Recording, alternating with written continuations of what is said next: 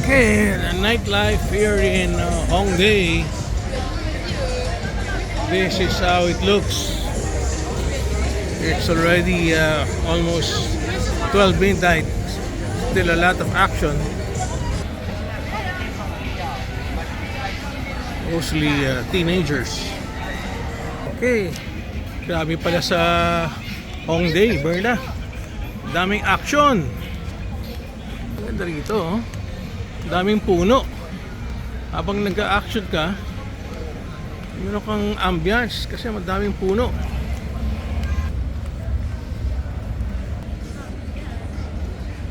Doon merong ang dami pala mga adult store dito, oh. Yan, nasa right side, adult store. At sa gabi maganda, ang dami kasing ilaw. Ito, oh. Massage, cafe, drop top. Tapos may massage parlor sa taas. Ha? Maraming karaoke bars. Ito, huh? Colleen. Magandang restaurant, ah. Dito sa kabila. Adult shop na naman. Red Container.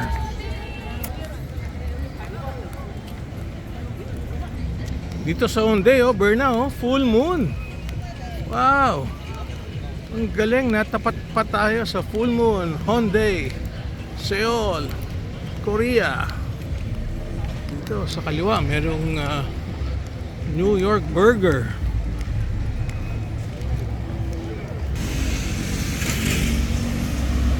Ayan, close up natin yung watch. It's almost 12 midnight.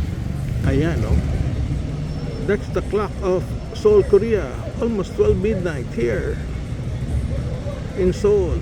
Bukas pa rin yung mga tindahan, no? Pero dito na kami mag-aagbang ng Uber. Nice, may 7-Eleven sa harapan. Ayan, midnight here in Seoul, Korea.